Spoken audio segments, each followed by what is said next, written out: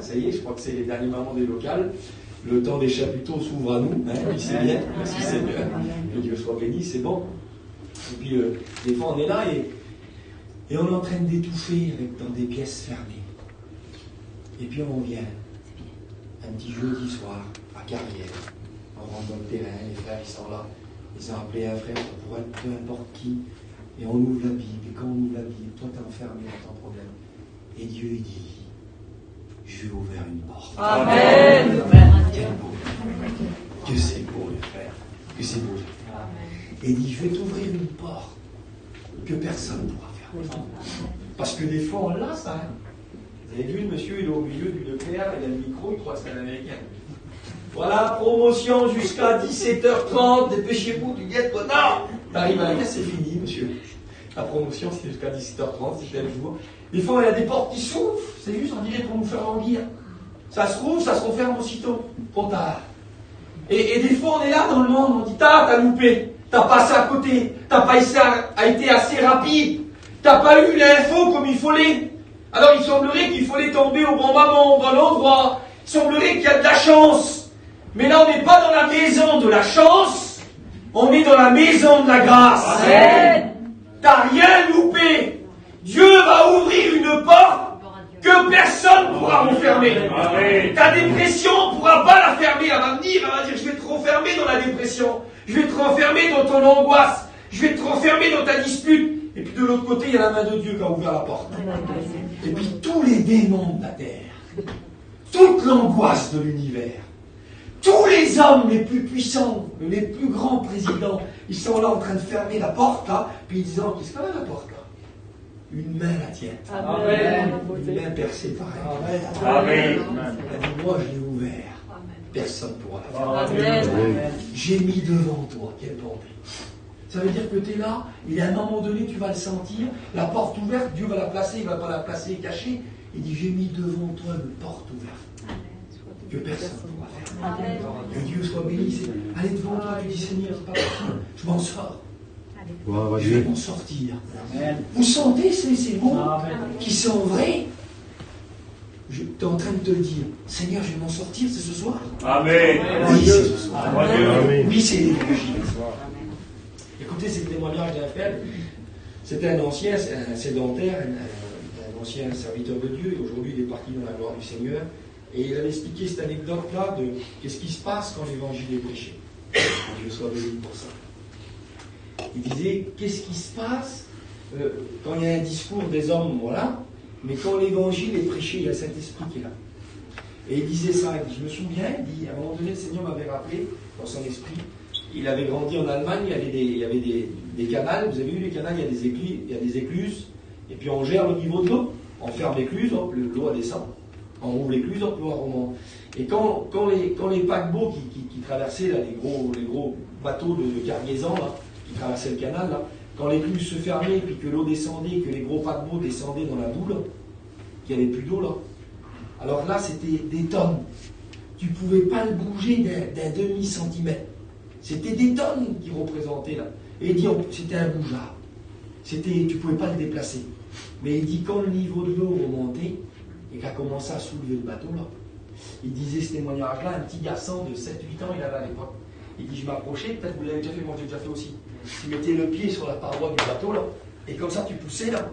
Et le gros paquebot qui faisait des tonnes était poussé par un gosse de 8 ans.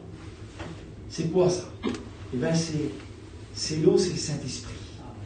Et quand tu viens dans la réunion que la Bible est annoncée, alors le niveau de l'eau monte. Amen. Le Saint-Esprit rentre. Gloire à Dieu. Et ce qui est indéplaçable, ce qui est imbougeable, ce qu'on ne peut pas bouger avec tous nos efforts, d'un seul coup, un petit gosse de 8 ans. Parce que le Saint-Esprit est en train de soulever ce qu'on ne peut pas soulever. Amen. Ce que les hommes ne peuvent pas dire. Dieu le porte d'un petit peu. Alors d'un seul coup, ça bouge. C'est pas possible. Ça bouge. Vous sentez que Dieu est en train de créer de la foi. Amen. À travers ces mots, cette parole, on rentre dans le message. Maintenant, on va rentrer dans le message. Dieu est en train de soulever la foi. Là, il est en train de Seigneur, oui, je vais m'en sortir. Oui, je vais changer. Tu n'es pas obligé de rester captif de ton péché. Tu n'es pas obligé de rester dans ton état. Tu n'es pas obligé de continuer à avoir besoin du traitement. Tu n'es pas obligé de continuer à avoir besoin de ta petite dose.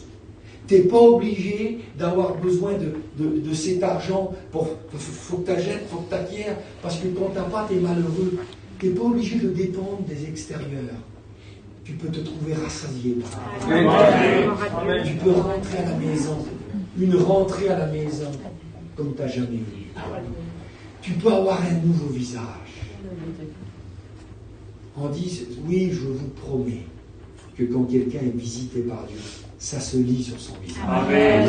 La Bible dit quand on se tourne vers lui, notre visage rayonne. Amen. Est-ce qu'il rayonne ton visage? Ou est-ce que tu fais ça toute la journée? Qu'est-ce que tu as? Rien. Tu n'as pas rien, tout le monde le sent, le poids que tu portes. Tes enfants le voient. Même si tu viens à l'église, tu portes un poids, ça se voit. Tu n'es pas obligé de le garder. Amen. Ça peut être la dernière nuit avec toi. Gloire à Dieu. Il est quoi là l'heure? 10h moins 20. Voilà, 10h moins 20. C'est les dernières minutes de ton angoisse. L'angoisse, elle entraîne les gouttes de sueur. Elle dit, ça commence à chauffer pour moi. Amen. Tes liens, ils commencent à se manger les angles. C'est pas possible. Pourquoi? C'est pas important. Parce que l'évangile, c'est un message.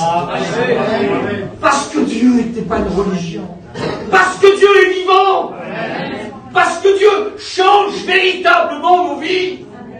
On ne peut pas rencontrer Dieu et être pareil. On le disait, c'est pas avec maladresse que je veux vous rappeler ce souvenir-là et puis parler de ça. Je le dis, les frères, excusez-moi, je ne vais pas citer, je vais en citer des autres.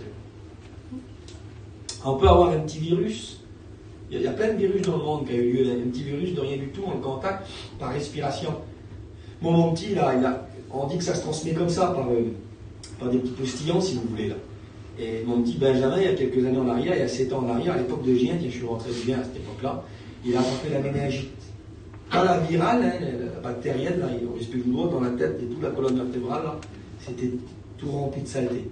La gardienne a dit, elle m'a regardé, je me rappelle toujours, on était à Trousseau là-bas. Elle a dit, monsieur, voilà, elle n'a pas voulu dire le mot. Alors, un petit virus qui n'est pas visible des tétards à l'œil nu, il peut paralyser tout un corps. Il peut détruire une vie. Alors, le Dieu de l'infini, que les cieux des cieux ne peuvent contenir, il rentrerait dans notre vie. Je me suis mis chrétien. Oh, pas toi. Je me suis mis boulanger. Je me suis mis islamiste. Je me suis mis bouddhiste. Ça ne veut rien dire, je me suis mis chrétien. On ne se met pas chrétien. Dieu vient dans notre vie. Amen. Et même s'il vient dans notre vie et qu'on est toujours pareil, c'est violent ce que je dis, bien Dieu n'est pas venu dans notre vie. On a adhéré à un mouvement vie-lumière, on est baptisé. Il y a des pasteurs, ils mourront pour baptiser. Il y en a qui mourront pour ne pas baptiser. C'est bien d'être au milieu, quoi. Voilà, quelqu'un a rencontré Dieu, tu le baptises pour la ligne, c'est tout. Mais il y en a l'autre, il n'a pas eu le temps encore. On a fait une réunion dans le midi cet hiver, c'est pas moi qui l'ai appelé, c'était David. Je dis, t'as des notes là. Il a fait l'appel, puis il y a plein de monde dans l'église Anis là. Il a dit, ma sœur, il dit, tu lèves la main ou tu te grattes ta tête? J'ai rigolé. Des fois, on n'a même pas de... Non, je sais pas, ça a gratté la tête. Allez, Seigneur, t'as vu? C'est pas à l'arrache une vie qu'on rencontre. Un petit virus, il rentre dans nous, il bouleverse tout notre organisme, tout notre corps. On est là, on n'arrive plus à vivre, on est emmené à l'hôpital. Et puis Dieu viendrait dans notre vie, Jephté. Ce grand Dieu si puissant, on parle pareil qu'avant, on s'habille pareil qu'avant, on aime les mêmes choses qu'avant, on est les mêmes, voilà, on s'habille chrétien. Vous croyez que c'est ça, Dieu? Quand Dieu est rend touchant. Amen. On ne parle plus, on ne peut plus dire les mots. Avant, on était fiers de casser, de dire des mots. On avait fait une affaire dans une maison, on avait pris de l'argent, on n'était pas des chrétiens, on était fiers. Maman, quel homme. Si tu saurais combien de sous qu'il a gagné, on ne les a pas bien gagnés. Hein. Aujourd'hui, on est chrétien, on ne peut plus. On devient, on baisse dans ce niveau-là. Je ne peux plus, frère. Je ne peux plus travailler comme avant. Je ne peux plus dire comme avant. Je ne peux plus, parce qu'un petit virus, il bouleverse mon corps. Dieu rend dans ma vie, il bouleverse ma vie. Alors on est là devant ce message de l'évangile, et Dieu ouvre une porte. Quelle beauté, Seigneur. Dieu ouvre une porte pour ta vie. Dieu ouvre une porte. Si tu rentres, Il dit, si quelqu'un entre par moi, si tu rentres dans la porte qui ouvre, parce que je vous promets, hein, je prêche, ça fait quelques années que je prêche l'évangile maintenant, il y a des choses que je crois plus, j'ai fait. Je ne garantis pas, je ne sais pas combien de dizaines de personnes sont là ce soir, je ne garantis pas que tout le monde va rentrer dans la porte, frère. On le sait qu'il y a des gens qui viennent à l'église et ils ne changent pas. Écoutez, être rentré dans l'église, c'est pas être rentré dans la porte de Dieu. T'es rentré dans le local. Mais maintenant, il faut un effort. Il faut une repentance. Il faut dire, Seigneur, je t'en supplie, permets pas que je reste comme le nain. Permets que ma vie change. Permets qu'il se passe quelque chose dans mon cœur. Que Dieu soit béni. Dieu ouvre une porte. Et puis j'avance avec le message, que Dieu soit béni. Dieu ouvre une porte pour nos vies. Et vous savez, nous, on dit le temps, on a un mot pour dire le temps. Le temps qui passe, il n'y a qu'un seul mot. Mais en grec, il y a deux mots. Pour dire le temps, il y a deux mots. Il y a le premier mot, chronos, chronomètre. Les mots qu'on a là. Le chrono qui passe. Le mot chronos, c'est le temps en grec. Mais il y a un autre mot aussi. Le grec, c'est beaucoup plus riche que nous. Il y a un autre mot qui veut dire. Le mot chronos, c'est le temps normal. C'est le temps qui passe. Voilà, qu'est-ce que tu as fait aujourd'hui? Ben, rien, j'étais là, moi. Voilà, le temps il a passé, tu n'as rien fait du tout. Et puis il y a un autre mot. Que Dieu fasse comme on a un ce soir. Comme ça. C'est le mot kéros. Et kéros, ça veut dire, c'est pas le temps normal, c'est un temps où Dieu entre. Dieu fait une rentrée dans le temps. Quelle beauté.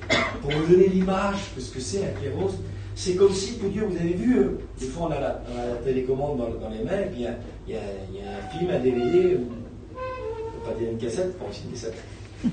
Il y a une image qui passe au téléphone, si vous voulez, il y a le petit bouton, la pause, l'image elle s'arrête. Et bien c'est comme si il y a le chronos qui défile, le temps du chronomètre normal, là, un temps ordinaire, il ne se passe rien. Et puis d'un seul coup, Dieu appuie pause, ce temps-là s'arrête. Et hop, il y a un kéros qui s'ouvre. C'est beauté. Et dans le kéros, c'est comme ça que c'est dit en grec, c'est la racine du mot, c'est comme si que Dieu arrête le temps et il ouvre une porte. Amen. Et il dit rentre. Amen. Amen. Que c'est beau, Seigneur. Amen. Écoutez, je ne sais pas pour tout le monde. Moi, je prêche pour tout le monde. Amen. Je ne sais pas pour tout le monde. Vous vous rappelez de la Bible, quand même. Notre référence, c'est la Bible. Quelqu'un m'a touché. Vous vous rappelez de ce passage-là, hein, c'est ce que je vous dis là. Amen. Et les disciples du Seigneur. Tout le monde te touche. Non. Quelqu'un m'a touché, une force est sortie. Amen. Qui va faire sortir une force de Dieu ce soir? Qui va toucher Dieu avec la foi? Qui ne va pas toucher Dieu dans la superficialité de j'ai assisté à une réunion? Non. Dieu arrête le temps ce soir. Il ouvre une porte et il veut que tu rentres. Amen. Alors on va parler de ça. Je vais vous parler ce soir, que Dieu soit béni. Je vais vous parler. Je ne vais pas être trop lent. Amen, amen. Je vais vous parler. On a eu un bon programme, hein, béni soit Dieu. Et on veut donner du temps aussi à la parole. Amen. Que Dieu soit béni. Dieu, je voudrais vous parler ce soir du prix de la porte ouverte. Parce que la porte, pour que Dieu l'ouvre, elle a un prix, frères et sœurs. Elle a un prix qu'il n'était pas accessible. On ne pouvait pas, la clé pour ouvrir la porte, là, on ne pouvait pas l'acheter. Elle n'était pas par des bonnes œuvres. La Bible dit ce n'est pas par des bonnes œuvres. C'était pas par bonne famille. C'était pas par de l'argent, par une bonne conduite. Le prix de la porte, il est dit, je vous relis le verset, celui qui a les clés de David. Les clés de David. Et puis je vais avancer, que Dieu soit béni, merci Seigneur. Les clés de David, écoutez bien ce qui est dit. Ésaïe 22, verset 22, il dit ce mot-là, c'est une prophétie qui dit, ça réveillé quand même, Seigneur. Ça y est, c'est bon. Que Dieu soit béni. Regardez ce qu'il dit le verset. Je mettrai sur son épaule la clé de la maison de David. Quand il ouvrira, nul ne fermera. Quand il fermera, nul n'ouvrira. Je l'enfoncerai comme un clou dans un lieu sûr. Amen. Amen. Dieu, il dit, voilà, je vais lui donner, lui, il a les clés. Il a les clés pour ouvrir la porte. Et il dit, je mettrai les clés sur son épaule. Il semblerait qu'il l'a porté sur son épaule, la clé. C'est un petit peu confus, mais on commence à comprendre. Et Jean 19, verset 17, il dit ça. Jésus portant sa croix arriva à Golgotha. La clé de la maison de la vie, le prix pour ouvrir la porte. La clé, elle était faite de bois, écoutez bien. Vous savez, la clé, c'était pas simplement, c'était pas comme aujourd'hui. À l'époque de Jésus, il n'y avait pas de verrou. À part les Romains, ils avaient des verrous de fer. Mais à l'époque, c'était des loquets de bois. Et la clé, elle était faite de bois. Et Jésus va porter un objet de bois sur son épaule. Il va venir. Et comme il va venir, là, ça va être... il semblerait qu'on est en train de comprendre. La clé, c'est la croix. Amen. La clé qui ouvre les portes, c'est la croix. Pour pouvoir ouvrir la porte, voici, je mets devant toi une porte ouverte. Mais pour ouvrir la porte, il a fallu un prix. Il a fallu la croix, les frères et sœurs. La croix est celle qui a ouvert les portes. Les portes fermées, les saluts impossibles. Les délivrances impossibles. Ce qu'on ne pouvait pas vivre, ce qu'on ne pouvait pas obtenir. Alors il y avait une seule clé, un seul moyen. Jésus a décidé de la prendre. Jésus a décidé d'aller jusqu'au bout. Il y avait des situations où on ne trouvait pas. Il n'y avait pas d'issue. Il n'y avait pas de sortie. Il y avait des moyens où on ne pouvait pas s'en sortir. Et puis la Bible dit que lui va venir avec sa clé. La Bible dit qu'il va porter la croix, que Dieu soit béni. Il va venir à la croix. Il va la porter, vous connaissez, c'est le cœur de la Bible, c'est le message le plus précieux. Si on enlèverait ça, il dit Christ, alors notre foi est vaine. S'il n'est pas mort, s'il n'est pas ressuscité, il n'y a plus rien. C'est le cœur même. C'est à cause de ça que Dieu a pu ouvrir la porte. À cause de son Fils portant la croix. Il arrive, vous connaissez tous cette histoire, c'est une histoire de la vie chrétienne. Jésus arrive, on va le crucifier sur la croix, il va donner ses mains, on va le dresser la croix. Il va se passer plein de faits.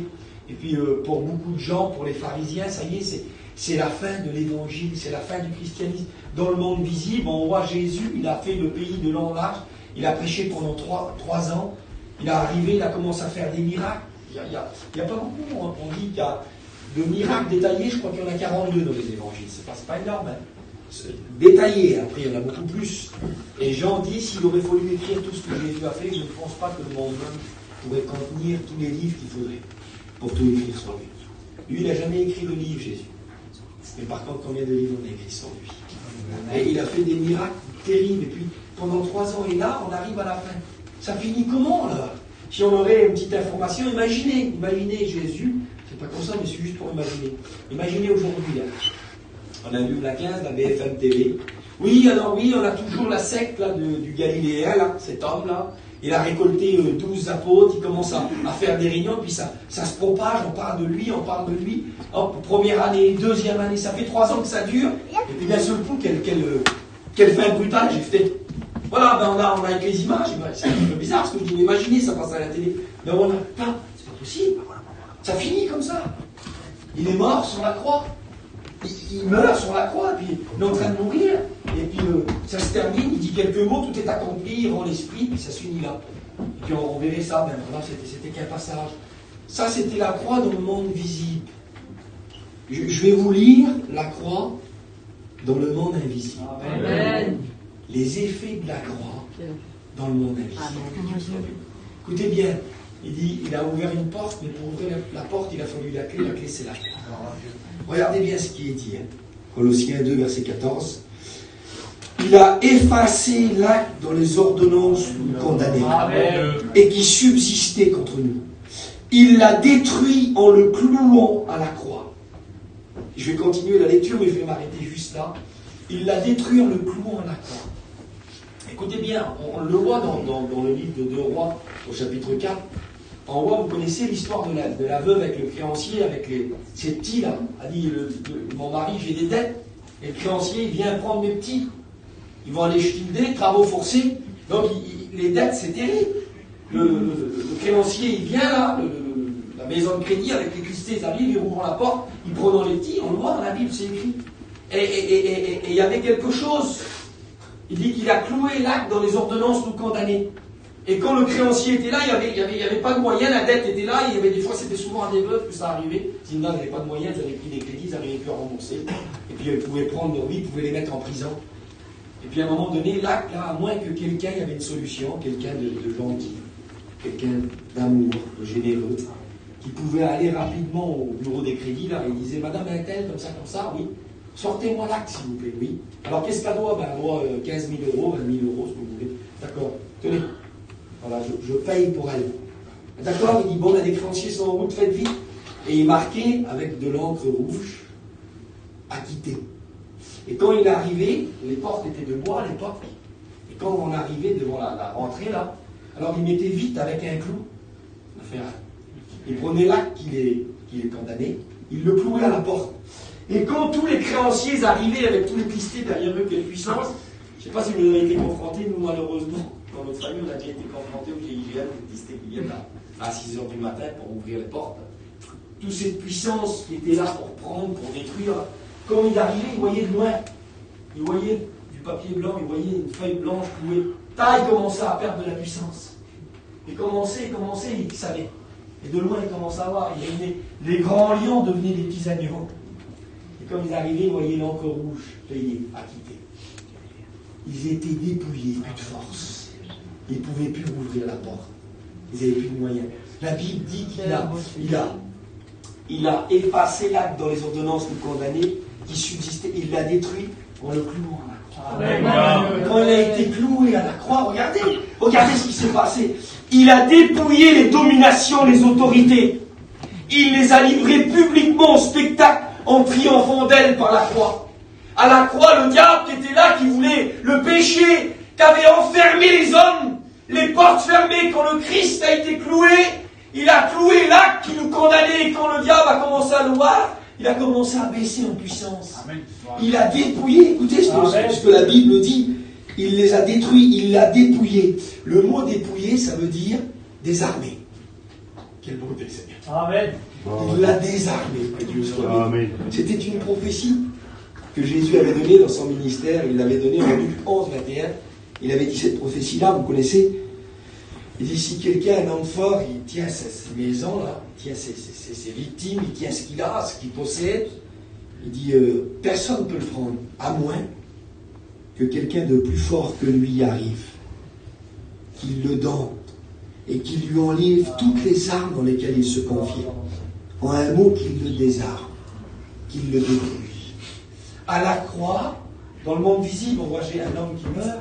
Dans le monde invisible, à la croix, Jésus est en train de dépouiller le diable. Il est en train d'y enlever tous les poids du péché, tous les armes contre notre jeunesse, tous les liens qui nous tiennent captifs. Il est en train de le désarmer. Il le dépouille. Il est en train d'y enlever son épée. Il est en train d'y enlever tout. Il est en train de le désarmer. Il est en train de... La version Vigourou, c'est une vieille Bible qui dit ça. Il triomphe de lui. Dites Amen. Amen. À la croix, Jésus triomphe. Amen. Il a dépouillé les dominations. Les dominations, ça veut dire archaïque. Et ça veut dire quoi, ça? Ça veut dire le premier, le chef, le plus fort. Celui par qui tout commence. À la croix, Jésus, il n'a pas fait passer. Des fois, vous avez vu, on est fort avec les petits. Et on est petit avec les forts. Des fois, c'est facile d'être fort. Voilà, mais comme il y a les grands, des fois, on fait comme si on n'a pas écouté. À la croix, lui, il a appelé le plus fort. Il a appelé Satan. Il dit, c'est toi le chef, passe par là. Il a commencé avec le plus fort. Il l'a ridiculisé. C'est ce qui s'est passé dans le monde invisible.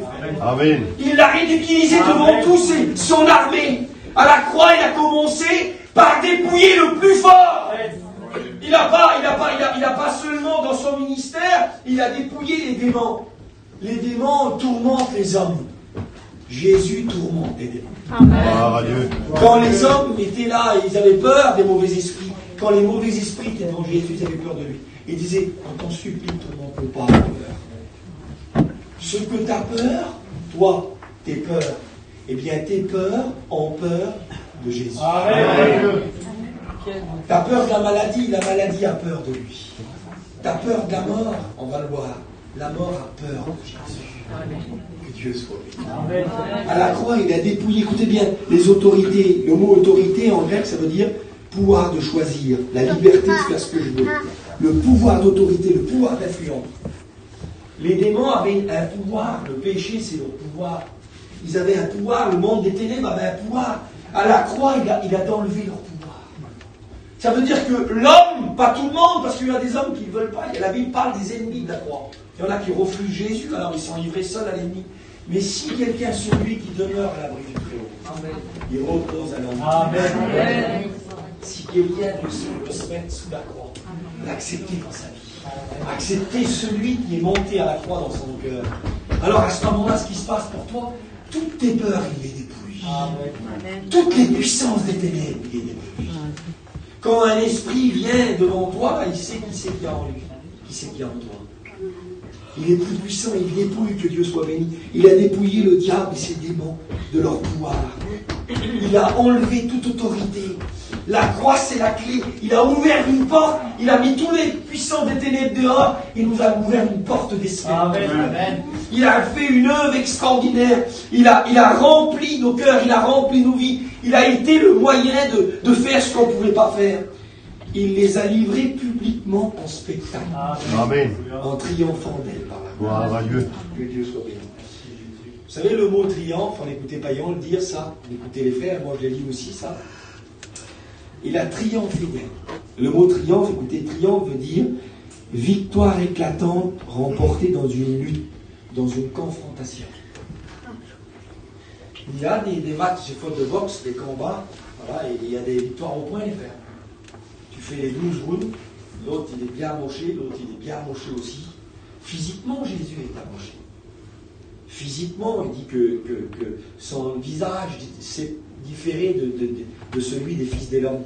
Quand on regardait le visage de Jésus, on avait du mal à voir si c'était un être humain ou un animal. C'était plus fait dans le film, on reconnaît un homme, même s'il est meurtri, c'était plus fort que ça. Physiquement, il a été touché, mais dans l'invisible.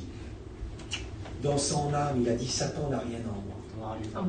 Satan n'a pas mis un coup à Jésus. Dites Amen. Amen. Ça n'a pas été une victoire au point. Ça a été un triomphe. Amen. Le mot triomphe veut dire, c'est pas je gagne seulement. Il a triomphé sur ça.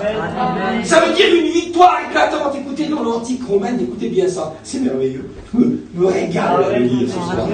Je parle de Jésus. Amen. Que Dieu soit béni. Alléluia. Ça veut dire honneur suprême décerné à un général ayant remporté une grande victoire.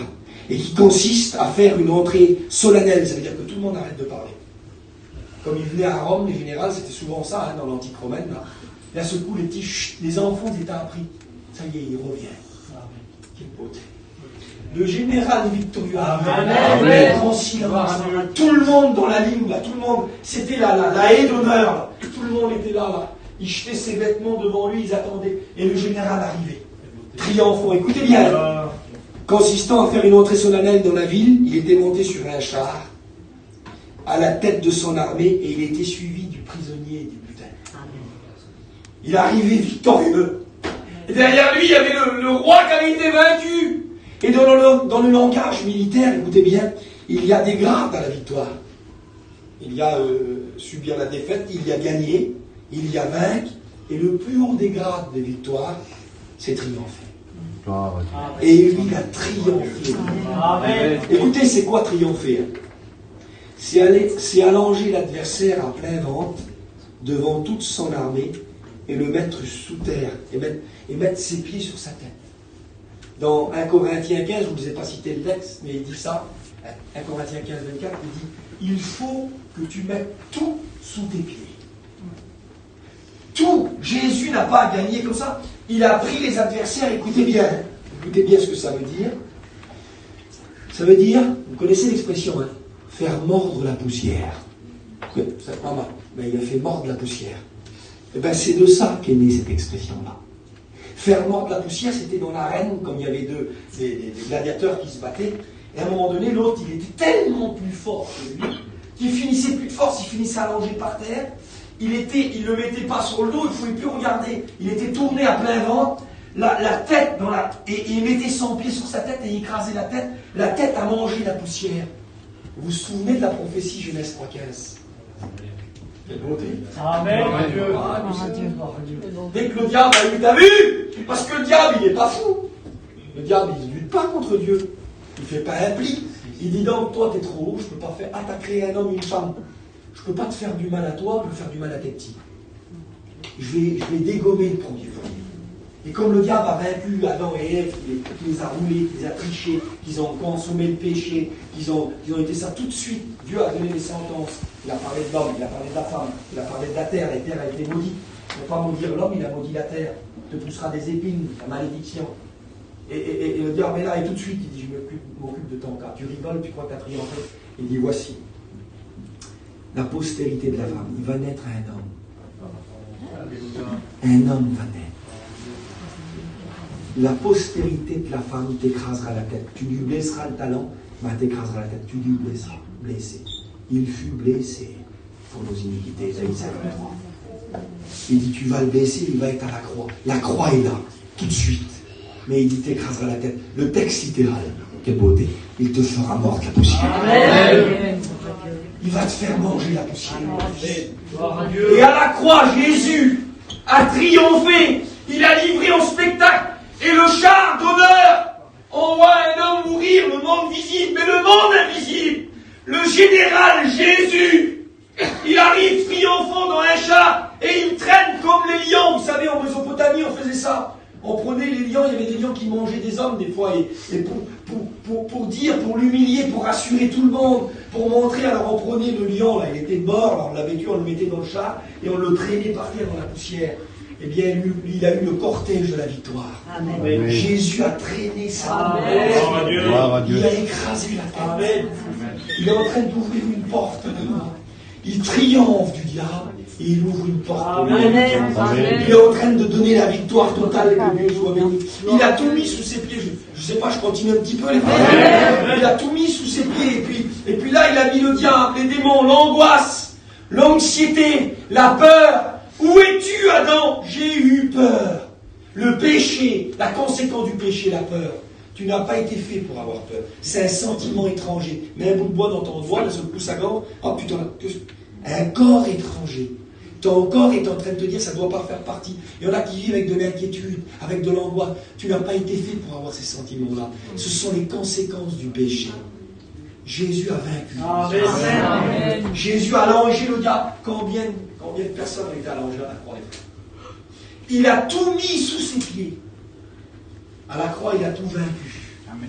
Mais il dit, il faut qu'il mette tout sous ses pieds. Et le dernier ennemi, dit la Bible, c'est la mort. Car le salaire du péché, c'est la mort. La preuve qu'on est tous des pécheurs, c'est qu'on vieillit tous. Qu'on meurt tous. S'il y aurait un homme qui vivrait 10 ans, 20 ans, 100 ans, 200 ans, 300 ans, 1000 ans, 2000 ans, qui ne mourrait pas, ça serait un homme sans péché. Mais il n'y en a pas tous morts. Les présidents, les rois de la terre, les émirs, les hommes les plus puissants, les hommes meurent parce qu'ils sont tous pécheurs. Il y en avait un seul qui ne pouvait pas mourir. Amen.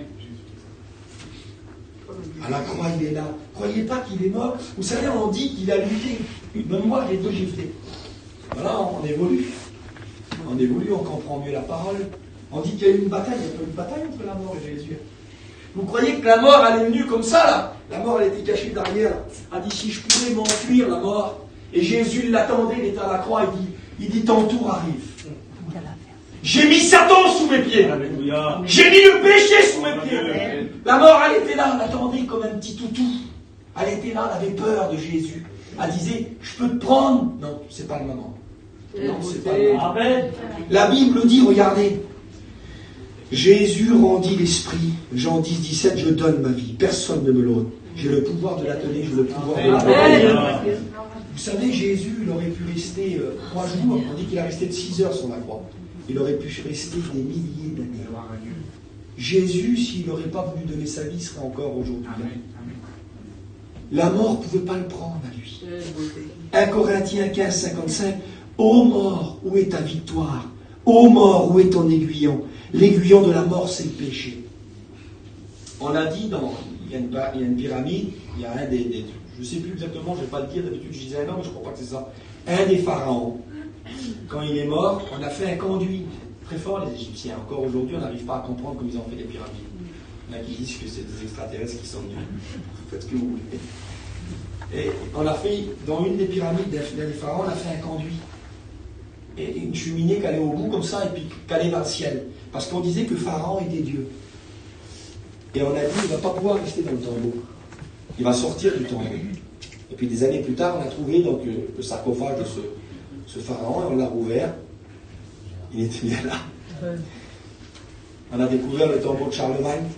Il était là avec un verset. On a écouté Ézéchiel, on a écouté. On a découvert le tombeau de Napoléon. On a découvert le tombeau de tous les plus grands. Il y a eu 4 hommes, peut-être je fais une erreur, mais à peu près, je crois, 4, qui ont été véritablement maîtres de la terre, qui ont gouverné la terre.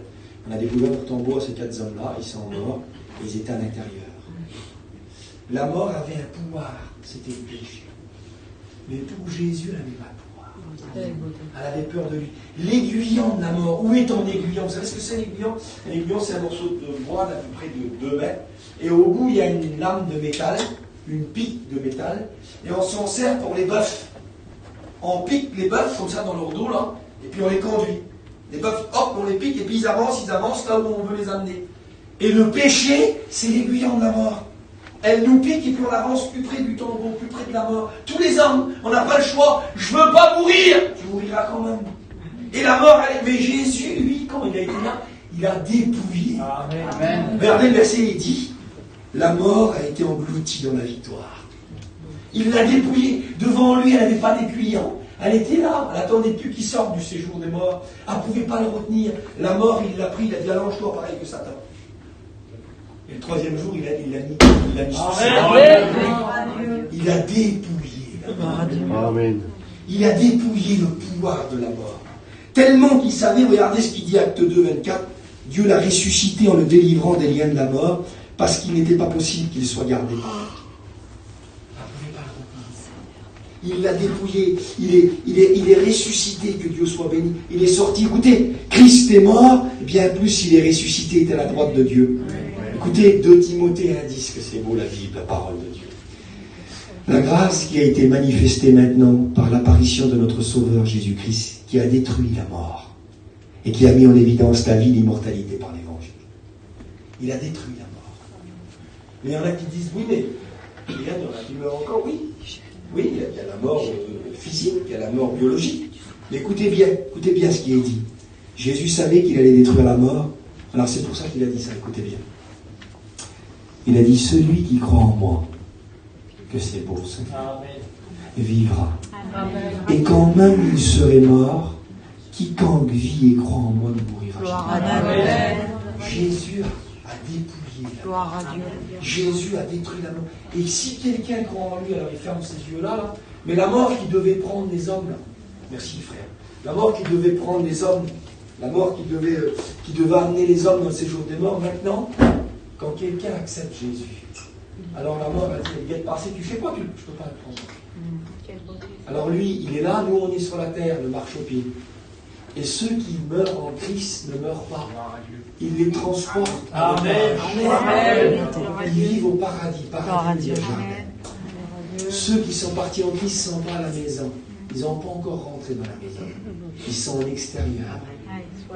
La Bible dit que dans l'Apocalypse, il n'y a plus de lune, de soleil, le Seigneur lui-même, il n'y a plus de mauvais temps.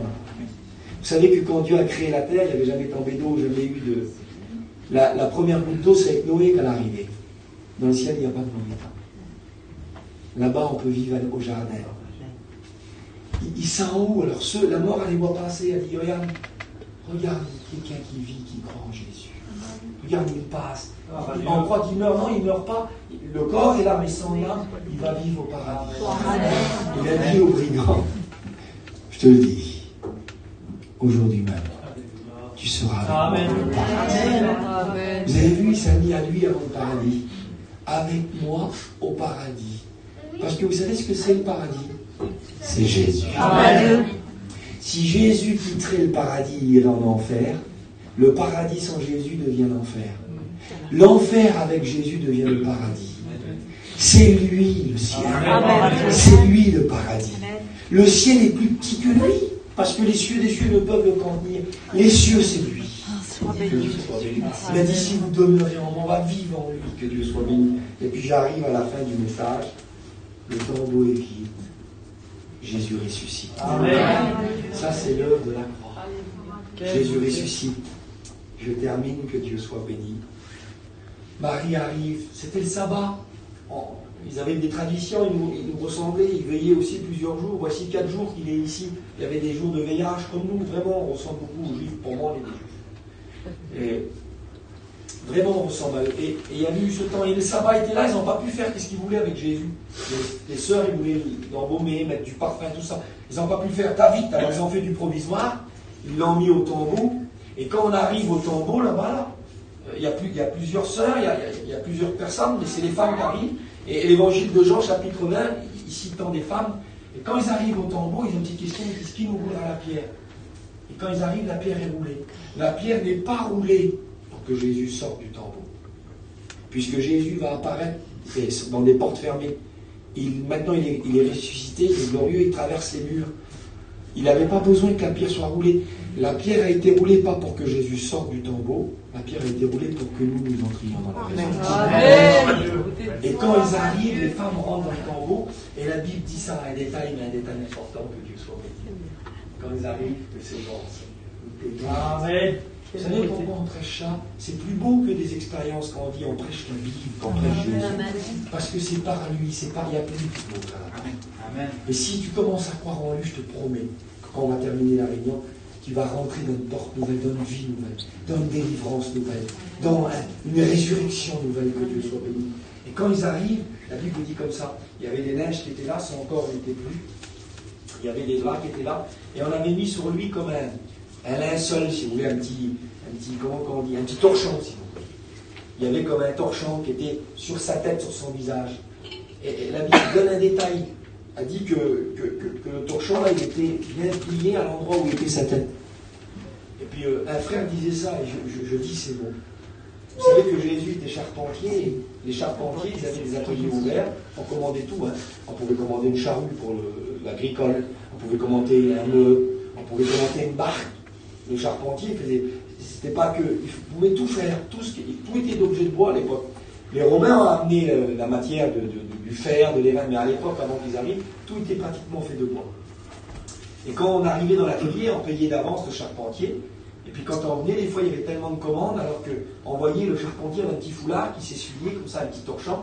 Et quand, en mettant le torchon était mal, comme ça, jeté n'importe comment, par exemple, le pupitre était une commande du charpentier. Alors si on voyait le torchon jeté n'importe comment, comme ça voulait dire que l'œuvre était en cours. Quand on venait, hop, c'est pas fini. On repartait. Et puis quand l'œuvre était terminée, alors le charpentier prenait son petit foulard qui s'essuyait avec, là. Il le pliait bien proprement comme ça, là. Bien propre. Et puis il le mettait là, visible. Et dès qu'on rentrait, on voyait le torchon, ça voulait dire que l'œuvre était finie. Amen. Et quand les femmes arrivent, la Bible dit que le petit linceul qui allait était plié à l'endroit où il y avait sa tête. Ça veut dire que quand il arrive, il a dit ça y est, la clé de la vie. Ça y est, j'ai fait une œuvre pour ouvrir le portail. J'ai fait une œuvre pour que tout le peuple du gens du voyage, pour que tous les... Il dit, tu as racheté par ton sang des hommes de toute race, de toute nation, de toute tribu. Tu as ouvert une porte pour tout le monde. Tu as ouvert une porte pour tout le monde. Et je termine, que c'est beau les frères, je termine avec ça. Marie le voit, a dit Seigneur, bon, rapidement, et puis comme elle reconnaît, elle a dit Rabouni, elle veut s'approcher de lui pour le flatter, et puis il dit ne me touche pas, je ne suis pas encore monté là, mon père. Écoutez bien ce qui est dit, je vais vous le dire, c'est tellement beau, que Dieu soit béni. Que Dieu soit béni pour ce qu'on est en train d'écouter ce soir. Que Dieu soit béni pour la Bible. Amen. Écoutez bien, il dit ne me touche pas, je ne suis pas encore monté vers mon père, parce que quand le sacrificateur arrivait, à un moment donné, quand l'agneau avait été sacrifié, il amenait le sang vers le lieu très saint, et puis il le vidait. C'était le pardon qui était obtenu, un pardon provisoire. C'était un pardon d'une validité d'1 année. Et tous les années, il fallait le renouveler. Cet agneau a été renouvelé pendant 1400, presque 1500 ans. Mais là, la Bible dit, ne me touche pas, je ne suis pas encore, il ment. Écoutez ce qu'il dit l'auteur aux Hébreux, Hébreux 9, verset 11. Mais Christ est venu comme souverain sacrificateur des biens à venir. Il a traversé le tabernacle plus grand et plus parfait, qui n'est pas construit de main d'homme, c'est-à-dire le ciel, qui n'est pas de cette création. Il est entré une fois pour toutes dans le lieu très saint, non avec le sang des boucs et des veaux, mais avec son propre sang, ayant obtenu une rédemption éternelle. Verset 24, car Christ Il n'est pas entré dans un sanctuaire fait de main d'homme, en imitation du véritable, mais il est entré dans le ciel même, afin de comparaître maintenant pour nous devant la face de Dieu. Que Dieu soit béni. Christ est monté. Il est monté au ciel, il a apporté le son, il est redescendu. Il a resté 40 jours, et juste avant la Pentecôte, l'ascension, il est monté. Et quand il est monté, que Dieu soit béni, écoutez bien, je termine ces mots maintenant avec ça. Le psaume 24, il dit ça. Psaume 24, verset 16. Jésus est parti. Il a dit, je ne désirais ni offrande ni sacrifice, mais ô Dieu, forme-moi un corps. Satan a vaincu les hommes, Père. Forme-moi un corps. Je vais venir sur terre. Je vais naître dans une petite ville de Bethléem. Je vais commencer mon ministère. Et à la fin de ma vie, il le savait, il ne l'a pas appris. Il dit, je vais finir avec la clé du bois. Parce que je veux ouvrir une porte pour les hommes. Il est parti pour livrer la bataille. Et là maintenant, le verset du psaume 27, il dit ça, 24, verset 7. Il revient au ciel. Mais il revient triomphant. Écoutez bien. Porte, élevez vos linteaux. Élevez-vous, porte éternelle. Que le roi de gloire fasse son entrée. Qui est ce roi de gloire? C'est l'Éternel fort et puissant. L'Éternel puissant dans les combats. Verset 9. Porte, élevez vos linteaux. Élevez-vous, porte éternelle. Que le roi de gloire fasse son entrée. Voilà le roi de gloire. Il y avait dans le ciel des portes. Qui n'ont jamais été, ils ont été créés parce que Dieu avait ce plan en lui, de toute éternité. La croix, il n'a pas fait au fur et à mesure. C'était de toute éternité. On le lit dans les Colossiens, il dit un plan qui était fait en lui-même, caché. Les anges ne savaient pas, Dieu le savait. Comment tu vas faire avec le diable qui a maintenant le péché? Comment tu vas faire, mon fils va venir? Amen. Il va livrer une bataille. Et il y a des portes qui sont fermées là. Mais un jour, il va rentrer dans le ciel. Vous vous souvenez, que Dieu soit béni, ce que je vous ai dit là, l'entrée triomphale, honneur suprême, décerné à un général ayant remporté une grande victoire, qui consiste à revenir dans la ville, à monter sur le char à la tête de son armée. Jésus arrive. Les portes sont jamais ouvertes, tous les anges sont là. Les anges, il y a un silence d'or au ciel. Jésus arrive. Il est venu, il a vaincu, il retourne. Il a obtenu un rachat éternel. Il a ouvert une porte que personne ne pourra ouvrir. Amen. C'est la porte de la vie. Les portes éternelles sont ouvertes. Et Jésus rentre. Il rentre en tant qu'homme. Il arrive dans le ciel. Il s'assit sur le trône auprès de Dieu. Il est là triomphant. Il regarde le Père, il s'en va et il se dit, le mot se dit, ça y est, tout est accompli. Amen. Ça y est, j'ai mis devant toi une porte ouverte. Écoute, tu peux vivre la délivrance tout de suite. Alléluia. Tu ne peux plus avoir... Tu peux être... Il y a des gens qui ont peur de la mort. J'ai un copain, moi, il se jetait par le carreau du camping. Comme le noir de la nuit venait, qui se réveillait, il étouffait. Il fallait qu'il sorte. Il avait l'impression d'être... Voilà, ces vilaines images, vous avez vu, enfermées, là, puis mis en dessous, là-bas, là. Il y en a peut-être qui le font comme ça. Écoute, tu peux être libéré de la peur de la mort. Le proverbe 31, il dit que la femme vertueuse, elle se rit de l'avenir. Tu peux rire sur tes liens. Tu peux rire sur tes captivités. Christ est venu, il a triomphé. Il est rentré dans le ciel victorieux. Il a triomphé. Le roi de gloire a fait son entrée. Il voudrait l'ouvrir, il l'a ouvert, il voudrait que tu rentres dans la porte. On va fermer nos yeux.